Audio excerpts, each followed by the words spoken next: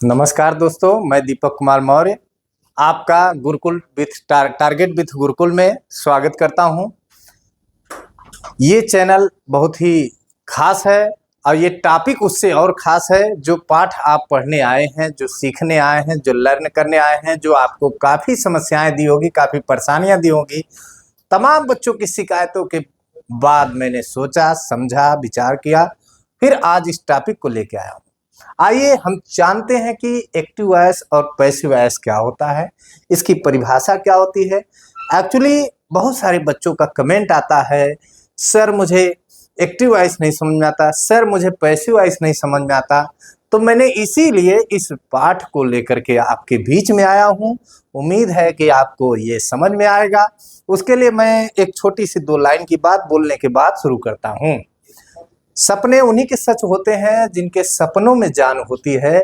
दोस्तों, पंख से कुछ नहीं होता है, हौसलों से उड़ान होती है। आइए इसी के साथ अब अपने टॉपिक को हम लोग शुरू करते हैं। क्लास 10th 11th 12th जो भी पाठ होंगे आपके सिलेबस में, सभी में ये चैप्टर दिया रहता है। इस पाठ को लेने का खास उद्देश्य यही था कि जो हमारे बच्चे जिनको समस्याएं हैं, जिनको परेशानियां हैं, जिनको कम समझ में आता है, उनको समझाने का बेहतर तरीका है। वॉइस, वॉइस, वाच, वाच किसी कथन को हम किस प्रकार से प्रस्तुत करते हैं उसको कहते हैं। इसमें 2 पार्ट दिया हुआ है। नंबर 1 है आपका एक्टिव वॉइस, कृत्यवाची इसे कहते हैं। कृत्यवाच ऐसा वाक्य जिसमें कर्ता को प्रधान बनाया जाए, कर्ता को प्रधान बनाया जाए, में सब्जेक्ट को प्रधान बनाया जाए, जो कार्य करता है स्वयं उसका अधिकारी होता है, उसे एक्टिव वॉइस कहते हैं। दूसरा नंबर, इसी को हम कन्वर्जन करते हैं, परिवर्तन करते हैं, चेंज करते हैं, उसे कहते हैं पैसिव वॉइस। पैसिव वॉइस होता है कर्मवाची। कर्मवाच ऐसा वाक्य जिसमें कर्म को प्रधान बनाया जाता है, ऐसा वाक्य जिसमें कर्म को प्रधान बनाया जाता है। तो ये आपका जो चैप्टर है, जो पाठ है, अक्सर बच्चे कंफ्यूज होते हैं, समस्या होती है, टीचर पढ़ाते हैं, उनको कम समझ में आता होगा। तो मैं चाहता हूं कि इस पाठ को आप लोग बेहतर तरीके से पढ़ें और सीखें। तो आइए अब हम लोग बिना फार्मूला का नहीं चलेंगे। जो जानकारी आपको नहीं पता था, जो रहस्य आप नहीं जानते थे, डायरेक्ट, इनडायरेक्ट, एक्टिव, पैसिव का तमाम चैप्टर का, तो उसका हम पहला पार्ट लेके आए हैं एक्टिव पैसिव का। उसमें आपको मिलेगा कि कैसे हम डायरेक्ट एक्टिव से पैसिव में चेंज करते हैं। तो ये आपका पहला नंबर हो गया। आइए चलते हैं अब हम लोग एक्टिव से पैसिव बनाने के कुछ सामान्य नियम, general rules of the active change into passive voice. Passive voice कैसे चेंज किया जाता है इसको हम लोग जानते हैं। तो हमारे पास कुछ फार्मूला जो हमारे अनुभव से, इतने दिनों से पढ़ाने का हमें मिला है, तमाम किताबों का रीड करने के बाद, स्टडी करने के बाद, अध्ययन करने के बाद, बच्चों को पढ़ाने के बाद जो सीख मिली है, उसको हमने एक छोटे से स्टेप में रखने का प्रयास किया है। आइए देखते हैं। पहला नंबर दिया हुआ है सब्जेक्ट को ऑब्जेक्ट में बदलना। सब्जेक्ट को ऑब्जेक्ट में, तो चाहे जो भी सब्जेक्ट होगा उसको हम ऑब्जेक्ट में बदलते हैं। जो पैसिव वॉइस उसी का बनता है जिसका ऑब्जेक्ट होता है। अगर ऑब्जेक्ट सेंटेंस में नहीं है तो हम उसे नहीं बदल सकते हैं।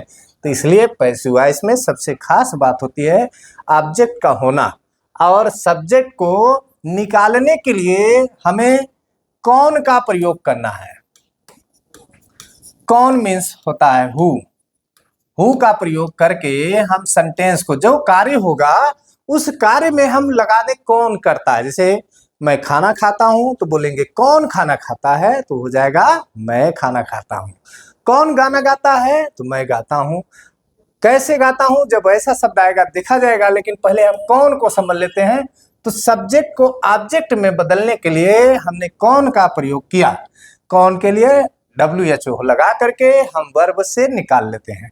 दूसरा नंबर होता है ऑब्जेक्ट को सब्जेक्ट में बदलना, यानी कर्ता प्रधान जो रहता है। अब हम कर्म को प्रधान बनाएंगे, तो कर्म को प्रधान बनाने के बाद हमें समझ में आएगा कि पैसिव होता क्या है। तो ये आपका पहला नंबर हो गया। सब्जेक्ट निकालने के लिए आपका सब्जेक्ट तैयार हो गया। इसमें अब हम चलेंगे ऑब्जेक्ट की तरफ। जब ऑब्जेक्ट को निकालना होता है तो हमें लगाना होगा whom। अगर whom लगाते हैं तो निकलता है किसको, किसको।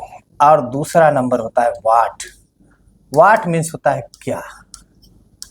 जैसे कोई कार्य किया गया, कोई कार्य किया गया तो उसमें हमने कैसे कार्य किए, क्या किए, किसके लिए किए। तो दो ऑब्जेक्ट अगर आया तो उसमें सजीव होगा, सजीव, सजीव हो गया, और एक होता है निर्जीव। निर्जीव में जब आएगा तो हम समझ जाएंगे क्या। ये ऑब्जेक्ट निकालने का तरीका। तीसरा नंबर, पैसिव वॉइस में हमेशा वर्ब का थर्ड फॉर्म का प्रयोग किया जाता है। तीसरा नंबर में वर्ब का थर्ड फॉर्म जो होता है उसको प्रयोग किया जाता है। तीसरा नंबर में वर्ब का थर्ड फॉर्म का प्रयोग किया जाता है। यानी कि पैसिव वॉइस से जब भी हम एक्टिव से जब भी पैसिव में बदलेंगे तो हमें थर्ड फॉर्म का प्रयोग करना होता है। तो थर्ड फॉर्म क्या होता है? वर्ब जो क्रिया किसी वाक्य में कार्य करता है, जो क्रिया जिस किसी वाक्य में कार्य कर रहा हो, क्रिया जो कर्ता के द्वारा कोई कार्य किया जाता है उसे हम क्रिया कहते हैं। उसका फोर्थ फॉर्म फिफ्थ फॉर्म भी होता है। First, second, third, fourth, fifth form, 5 form के रूप में रखा जाता है। जैसे मान लीजिए हम यहाँ लिखे गो, गो ये हो गया आपका वर्ब का फर्स्ट फॉर्म। अब आएगा सेकेंड फॉर्म वेंट, ये हो गया आपका सेकेंड फॉर्म। थर्ड फॉर्म होगा गॉन, वर्ब का थर्ड फॉर्म। फोर्थ फॉर्म होगा गोइंग, इसमें हो गया फोर्थ फॉर्म। और गोज, अब ये हो गया आपका फिफ्थ फॉर्म। तो जो सेकेंड थर्ड फॉर्म होता है यही हमारा इंपॉर्टेंट होता है पैसिव वॉइस में। जब भी हम किसी वाक्य को पैसिव वॉइस में बदलेंगे तो हमें थर्ड फॉर्म की जरूरत पड़ती है। तो बच्चों, आप सभी लोग, आपके वर्ब रूप में दिया होगा जो फॉर्म ऑफ द वर्ब लिखा होगा आपके बुक में, आप वहां जा करके सर्च कर लेना, आपको किताब में मिल जाएगा। First form, second form, third form. तो आप उसमें थर्ड फॉर्म का प्रयोग खोज लेना। पैसिव वॉइस के लिए कुछ थर्ड फॉर्म की जरूरत होती है तो आपको याद रखना है। इसके बाद आया वर्ब का, वर्ब के बाद तथा ऑब्जेक्ट के पहले प्रीपोजिशन बाई तथा अन्य प्रीपोजिशन का भी प्रयोग किया जाता है। ऑब्जेक्ट के पहले, जैसे ऑब्जेक्ट कोई है उसके ठीक पहले। अब वर्ब के बाद, वर्ब के बाद अगर वर्ब दिया है तो वर्ब तो श्योर है कि आना ही आना है। तो उस वर्ब को हमें पहचान करके हमको उसके तुरंत बाद बाई का प्रयोग करना है। अब बाई का प्रयोग आपको याद रखना है कि सजीव आया है कि निर्जीव आया है। ऑब्जेक्ट दो प्रकार का आएगा, डायरेक्ट ऑब्जेक्ट, एक इनडायरेक्ट ऑब्जेक्ट, उसको भी ध्यान देना है। उसके बाद कुछ अन्य प्रीपोजिशन, जैसे किसी के साथ में नो लिखा हो, जैसे नो लिखा है, अब नो आया तो इसके साथ टू लगाते हैं। लाफ आया, LAUGH, लाफ आया तो इसके साथ एट का प्रयोग होता है। प्लीज आया तो इसके साथ विथ का प्रयोग होता है। बहुत सारे शब्द हैं जिसकी चर्चा हम लोग आगे के वीडियो में करते जाएंगे। तब तक अभी पहले जो हाल में चल रहा है इसको हम लोग समझ लेते हैं। फर्स्ट फॉर्म, सेकेंड फॉर्म हो गया। इसके बाद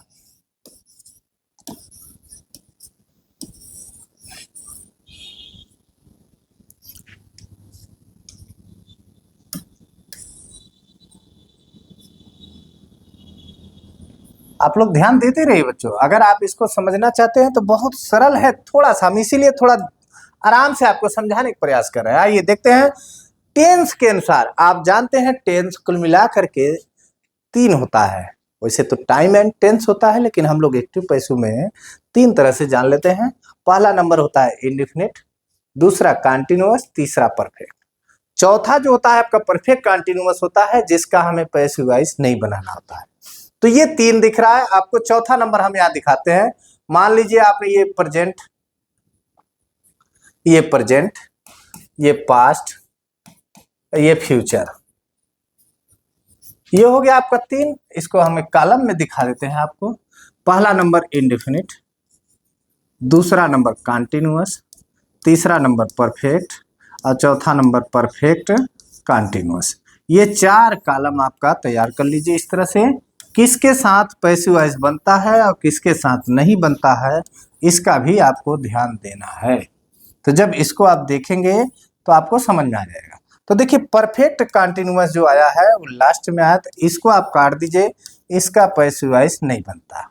एक होता है फ्यूचर कंटिन्यूअस, इसका भी नहीं बनता है। प्रेजेंट इंडेफिनिट का बनेगा, पास्ट इंडेफिनिट का बनेगा, फ्यूचर इंडेफिनिट का बनेगा। इसी तरह से प्रेजेंट कंटिन्यूअस का बनता है, पास्ट कंटिन्यूअस का बनता है। फिर इसके बाद आता है फ्यूचर पर कंटिन्यूअस, तो इसका नहीं बनता। इसके बाद परफेक्ट आता है, तो परफेक्ट में आपके परफेक्ट प्रेजेंट परफेक्ट का बनेगा, पास्ट परफेक्ट का बनेगा और फ्यूचर परफेक्ट का बनेगा। ये जो कॉलम है इसका आप स्क्रीनशॉट ले लीजिए, दिमाग में रख लीजिए, अपने सेट कर लीजिए। ये फार्मूला जो दिया हुआ है ये इसी से आधारित है, इसको मिला लीजिए। देखिए इंडेफिनिट दिया हुआ है, तो इंडेफिनिट किसी का भी आया होगा उसमें हम कंटिन्यूअस का फार्मूला लगाएंगे। आपको प्रेजेंट इंडेफिनिट में पता होगा कि वर्ब का फर्स्ट फॉर्म या यस आता है, तो उसको भी आप देख लीजिए कि उसमें कंटिन्यूअस का फार्मूला लगाएंगे तो कंटिन्यूअस में इजमार आता है, वाजवर आता है और विल शैल बी आता है। तो इसको आप इस तरह से बना लीजिएगा। कंटिन्यूअस वाले में जैसे ही आएगा तो उसको हम देख लेते हैं, बींग लगाते हैं। अब परफेक्ट में आता है तो बीन लगाते हैं। तो यहाँ देख लीजिए आप दिए हैं कंटिन्यूअस में इंडेफिनिट में कंटिन्यूअस का फार्मूला लगा देंगे, कंटिन्यूअस में बींग लगा देंगे, परफेक्ट में बीन लगा लेंगे। अगर हु आया वाक्य के शुरुआत में आरंभ में तो आप उसको बाई होम से शुरुआत करते हैं। बाई का जो लास्ट में प्रयोग करते थे वो पहले आ जाएगा, इसका भी आपको एग्जाम्पल मिल जाएगा। इसके बाद मॉडल एडजेक्टिव वर्ब जब आता है तो उसमें हम बी लगा लेते हैं। ये आप बच्चों स्क्रीनशॉट ले लो, आप समझ लो, इसको अपने स्टडी में अपने नोटबुक में लिख लीजिए। अभी भी जो कॉपी नहीं निकाला हो वो तुरंत कॉपी निकाल करके इसको नोट से करो। नोट करोगे जब आप लिखोगे, लिख करके प्रयास करोगे, लिखने का आदत डालोगे और जितनी बार लिखोगे इसे उतनी अच्छे से आपको तैयार होगा। एक बार इसको देखो, आप दिमाग में सेट करो कैसे हम इसको करते हैं, कैसे हम इसको समझते हैं। बड़ी आसान है, बड़े आसानी से आप समझ लोगे। आइए अब हम लोग अगला नियम पे चलते हैं। ये आपका देखिए कुछ दिया हुआ है, इसमें सब्जेक्ट को ऑब्जेक्ट में बदलना। अब बच्चों आप समझो, इसे बड़ी आसानी समझ सकते हो कि सर ने बताया कि सब्जेक्ट को ऑब्जेक्ट में बदलते हैं, ऑब्जेक्ट को सब्जेक्ट में बदलते हैं। तो मान लिए आपका सब्जेक्ट आ गया आई, तो इसको ऑब्जेक्ट में बदलेंगे आप मी में। अगर वी आया हो तो इसे अस में बदल देंगे। यू आया होगा आप यू में ही रहने देंगे, क्योंकि यू का सब्जेक्ट और ऑब्जेक्ट दोनों यही होता है। इसके बाद ही आएगा तो इसे हिम में बदल देंगे। सी आएगा तो इसे हर में बदल देंगे। ईट आएगा तो ईट का ईट ही रहता है। नेम किसी का आया, जैसे मान लीजिए राम आया तो हमने उसको राम ही रखेंगे, बाई राम, बाई श्याम, जो नाम आएगा। सीता आया तो बाई सीता। दे आएगा तो इसको देव में बदल देंगे। ये आपका, इसको भी आप लिख लो अपने नोटबुक में, निकाल के लिखो यार। कितनी बार समझाऊं, बिना देखे लिखते नहीं हो। आप इसे लिखो, फार्मूला को नोट करो, क्योंकि बहुत मेहनत से, बहुत दिमाग से आपको बताया जा रहा है, समझाया जा रहा है। बहुत बार इसका प्रैक्टिस किया गया है और ये रिजल्ट आपको हमेशा मिला है। आइए इसको हम लोग यहाँ कन्वर्जन कर लेते हैं। जो आपका सब्जेक्ट आया, अगर मान लीजिए यहाँ आई आया तो इसको आपने बदल दिया, सब्जेक्ट को बाई मी कर देंगे। बाई लिखा ही है, अब बाई कर लीजिए, सॉरी बाई कर दिए, बाई। और इसके बाद आप मी में बदल देंगे। ये जो मी है इसको आपको आवश्यकता पड़ेगा, इसकी आवश्यकता आपको पड़ेगा, तो इसको आपको करना होगा। यहाँ लिख देते हैं, छोटे में स्मॉल में लिख लेते हैं क्योंकि लास्ट में आएगा, तो आपको ऐसे लिखना होगा। ये आप कर लीजिएगा। सब्जेक्ट आई आया तो ऑब्जेक्ट में बदलेंगे तो मी हो जाएगा। सब्जेक्ट ही आया तो ऑब्जेक्ट में आएगा तो हिम हो जाएगा। सब्जेक्ट सी आया तो यहाँ पे ऑब्जेक्ट हर हो जाएगा। अगर ईट आया है तो ईट ही होगा। अगर यहाँ पे आपका नेम आया है, किसी का राम आया है तो by Ram, by Shyam, by Mohan, by Hasnain, by etc, जो नाम आया होगा उसके अनुसार आप बदलेंगे। इसके बाद आपको हमने बताया वर्ब का थर्ड फॉर्म का प्रयोग करना है। हमेशा वर्ब का थर्ड फॉर्म प्रयोग करेंगे और टेंस के अनुसार वर्ब लगाएंगे। जैसे इंडेफिनिट में आया है तो आप उसको कंटिन्यूअस का फार्मूला लगाएंगे। कंटिन्यूअस में आया होगा तो बीइंग लगाएंगे। परफेक्ट में आया होगा तो बीन लगाएंगे। इसी तरीके से आप बदलेंगे। अब ऑब्जेक्ट को आपको बदलना है सब्जेक्ट में। अब यहां आ गया मी, तो आपका सब्जेक्ट, इसका जो ऑब्जेक्ट था वहां पे, उसको हमने बदल दिया आई में। बड़े आसानी से इसको आप समझ लेंगे, हो जाएगा। आइए अब हम हेल्पिंग वर्ब देख लेते हैं कि जो हमने आपसे बताया कि कौन सा किसमें का टेंस है। देखिए ये आपका दोनों प्रेजेंट इंडेफिनिट है, प्रेजेंट इंडेफिनिट है, प्रेजेंट इंडेफिनिट।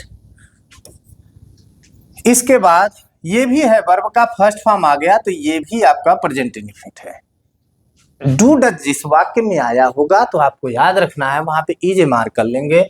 जिसमें वर्ब का फर्स्ट फॉर्म में इज आया होगा, अब यस या यस आया होगा तो वहां हम इज लगा लेंगे। अब यस या यस किसके साथ आता है? किसी नाम के साथ में। सिंगुलर पर्सन होता है, सिंगुलर वर्ब होता है, first person, singular number third person और सिंगुलर नंबर होता है। जैसे राम लिखा है, राम के साथ में डज लिखा होगा तो आपको करना है इज। तो आप ध्यान दीजिएगा, जो ऑब्जेक्ट आएगा वो सब्जेक्ट के रूप में होगा, उसके साथ इस वर्ब का प्रयोग करेंगे। और वर्ब का सेकेंड फॉर्म आया होगा तो हम इसको बदल देंगे वाज वर्ब में। इज एमआर आएगा तो आईएनजी आएगा आपका, वर्ब का फर्स्ट फॉर्म प्लस आईएनजी आया होगा तो आप उसको बिंग में बदल देंगे, क्योंकि ये कंटिन्यूअस में है। कंटिन्यूअस में जब रहता है तो बिंग का प्रयोग करते हैं। इसके बाद हैज हैव आया, हैज हैव आपका परफेक्ट में आ जाएगा, उसमें हम बीन का प्रयोग कर देंगे। वाज वर आएगा आपका पास्ट कंटिन्यूअस में तो वहां पे हम लगा देंगे बिंग, क्योंकि ये भी पास्ट कंटिन्यूअस में है। इसके बाद हैड आ गया, हैड आया तो इसको हमने बीन में बदल दिया, इसको आपको याद रखना है। इसके बाद बिल और सेल आएगा तो इसको हम बी में बदल देंगे, क्योंकि फ्यूचर कंटिन्यूअस में जो आता है, फ्यूचर परफेक्ट इंडेफिनिट में विल और सेल आता है, उसको हम बदल देंगे कंटिन्यूअस के फार्मूला के अकॉर्डिंग, तो ये हमारा चेंज हो जाएगा। इसके बाद बिल या सेल हैव आया होगा तो इसको हम बदलेंगे बीन में। ये आपका फार्मूला है। अब इसको आप देख लीजिए, ये हो गया आपका पास्ट इंडेफिनिट। पास्ट इंडेफिनिट ये देखिए प्रेजेंट कंटिन्यूअस हो गया, प्रेजेंट कंटिन्यूअस हो गया, कंटिन्यूअस हो गया। ये परफेक्ट हो गया, प्रेजेंट परफेक्ट, ये प्रेजेंट परफेक्ट हो गया। इसके बाद ये पास्ट कंटिन्यूअस, पास्ट कंटिन्यूअस। बच्चों आप लोग ध्यान देते रहो, ध्यान दोगे तभी समझ में आएगा, क्योंकि थोड़ा सा आपको टेंस के अकॉर्डिंग चलना है। इसके बाद पास्ट परफेक्ट आएगा, पास्ट परफेक्ट हो गया। इसके बाद फ्यूचर इंडेफिनिट हो गया, फ्यूचर इंडेफिनिट हो गया। फिर इसके बाद आपका फ्यूचर परफेक्ट। ये आपके कुछ फार्मूला है, इसको आप स्क्रीनशॉट ले लीजिए, चाहे अपने नोट में रखिए, चाहे जैसे करिए। आप इसको लर्न तो करना पड़े, क्योंकि ये फार्मूला के साथ रहेगा, थोड़ा सा दिमाग लगाना है। आइए अब हम लोग एग्जाम्पल पे चलते हैं। अभी तक जो नियम हमने बताया है वो तमाम किताबों के अध्ययन के बाद, तमाम प्रकार के बच्चों के समस्याओं को समझाने के बाद मिला है। आइए देख लेते हैं। यहाँ पे लिखा है राम इट्स ए मैंगो, इससे पता चल रहा है, यस या यस लगा हुआ है, इससे पता चल रहा है कि ये प्रेजेंट इंडेफिनिट में है, प्रेजेंट इंडेफिनिट में है, प्रेजेंट इंडेफिनिट टेंस में है। तो हम इंडेफिनिट को बताएं आपको कंटिन्यूअस में बदल देंगे। तो ये पहले हम ऑब्जेक्ट को बदलते हैं सब्जेक्ट में। तो आपका यहाँ स्मॉल में है तो इसको आप कैपिटल लिखोगे, ए मैंगो, ए मैंगो आपका हो गया। इसके बाद एक मैंगो आया है, यहाँ यस या यस आया होगा तो आप देख सकते हैं, इसके पहले वाले में अभी हमने आपको समझाया कि वहां पे हम इज-एम-आर लगा देंगे। तो ए मैंगो के साथ हम लिख देंगे सिंगुलर वर्ब का प्रयोग किए इज। अब वर्ब का थर्ड फॉर्म, ईट का थर्ड फॉर्म हो जाएगा बच्चों इटेन, थर्ड फॉर्म इटेन हो गया। इसके बाद मैंने आपको बताया वर्ब के तुरंत बाद और ऑब्जेक्ट के पहले आपको बाई का प्रयोग करना है, तो बाई का प्रयोग कर दिए। अब फिर लिख दिए, आप इधर आ गए, राम लिखा है तो भाई नाम है, तो इसको हम लोग काहे चेंज करेंगे, लगा दिए लास्ट में फुल स्टॉप। आपका ये वाक्य कंप्लीट हो गया। सब्जेक्ट को ऑब्जेक्ट में बदल दिए, ऑब्जेक्ट को सब्जेक्ट में बदल दिए। कंटिन्यू इंडेफिनिट आया है उसको हमने कंटिन्यूअस में बदल दिया और वर्ब का थर्ड फॉर्म लगा दिया और वर्ब के बाद हमने बाई का प्रयोग कर दिया। ये हमारा आपका सब्जेक्ट हो गया। ये एक सेंटेंस कंप्लीट हो गया। इसको हमने चेंज कर लिया पैसिव वॉइस में। इतना सरल है कि बस आप इसको देखते ही समझ जाओगे कि अच्छा, सब्जेक्ट को ऑब्जेक्ट में, ऑब्जेक्ट को सब्जेक्ट में, वर्ब का थर्ड फॉर्म और बाई का प्रयोग वर्ब के बाद और ऑब्जेक्ट के पहले हमने किया। कुछ प्रीपोजिशन है तो उसके लिए जो वर्ब होगा उसके साथ में बाई का प्रयोग ना करके कुछ ऐसे वर्ब का प्रयोग होगा। तो आइए देखते हैं। दूसरा नंबर यहाँ दिया है द लेटर, तो हम ऑब्जेक्ट को पहले सब्जेक्ट कर लेंगे। तो ये पहला अक्षर आप कर लिए कैपिटल, फिर लिख दे द लेटर। अब यहाँ यस या यस लगा है तो प्रेजेंट इंडिफिनिट में है। यहाँ पर भी आप समझ लिए कि भैया प्रेजेंट इंडिफिनिट में है, इसको हमने समझ लिया। तो यहाँ पे हम लिख देंगे इज, क्योंकि एक आया है, एक पत्र की बात हो रही है, ढेर सारे पत्र होते हैं। अगर यस लगा होता तो यहाँ आर हो जाता, इज। अब यहाँ पे पोस्ट, POSTS, पोस्ट मतलब होता है भेज देना, तो इसको हमने इज कर दिया। इसके बाद पोस्टेड, POSTED, पोस्टेड। इसके बाद हमने बाई का प्रयोग किया। हमने आपको बताया था ही को चेंज करना है हिम में। ही को जब चेंज करेंगे हिम में तो यहां हो जाएगा आपका हिम। देखिए आपको यहाँ पे एच कैपिटल में मिला, वहां पे स्मॉल मिला, क्योंकि पंक्चुएशन के अकॉर्डिंग आपको सब्जेक्ट को ऑब्जेक्ट में जब बदलेंगे तो वहां पे ही को हिम में बदले। तो आप यहाँ पे जो सब्जेक्ट था, देखिए यहाँ पे स्मॉल था, यहाँ कैपिटल हो गया, यहाँ कैपिटल है तो वहां स्मॉल हो गया, क्योंकि वाक्य के बीच में चला गया। चलिए अगला नंबर देखते हैं। इसी के बाद एक एग्जाम्पल और। आइए प्रेजेंट कंटिन्यूअस में चलते हैं। He is helping his mother. अगर हिज आया है तो इसको हम बदलेंगे नहीं, क्योंकि ये पोसेसिव है। तो हिज मदर हमारा ऑब्जेक्ट है, इसको हम बदल देंगे सब्जेक्ट में। तो यहां हो जाएगा हिज मदर, हिज मदर। अब यहाँ पे हमने बताया था जब ING आया होगा, इज MR आया होगा, तो उसमें आपको बिंग का प्रयोग करना है, बिंग का प्रयोग। और एक बात और बताया होगा कि आपको ऑब्जेक्ट निकालना। तो ऑब्जेक्ट निकालने के लिए मैंने आपको बताया था कि आपको व्हाट का प्रयोग करना है और whom का प्रयोग करना है। तो जब whom का प्रयोग होगा तो ये सजीव हो जाएगा, व्हाट का प्रयोग करेंगे तो निर्जीव होगा। हेल्पिंग, हेल्पिंग मतलब सहायता कर रहा है। कौन सहायता कर रहा है? तो सब्जेक्ट निकल गया ही। किसकी सहायता कर रहे हैं? तो हिज मदर, अपने माँ की।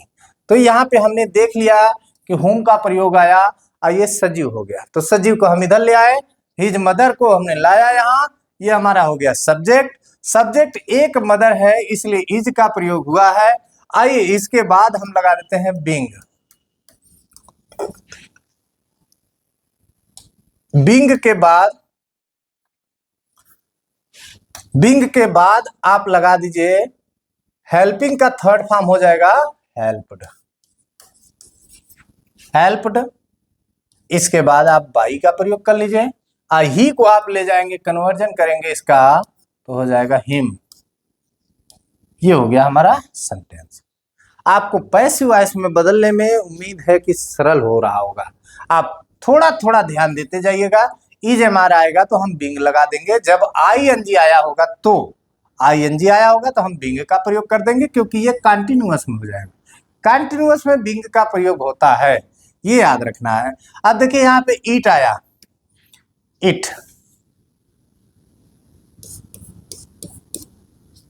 इट आया, इट हमने लिख दिया। यहाँ पे आर आया था दे के साथ में, यहाँ ईट के साथ लगा देंगे इज।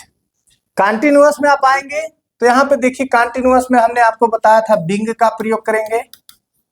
तो बिंग का प्रयोग जब करते हैं तो यहाँ पे बिंग का प्रयोग कर लेंगे, इट इज बिंग। और डू का डूइंग हो गया, तो डूइंग का थर्ड फॉर्म हो जाएगा डन।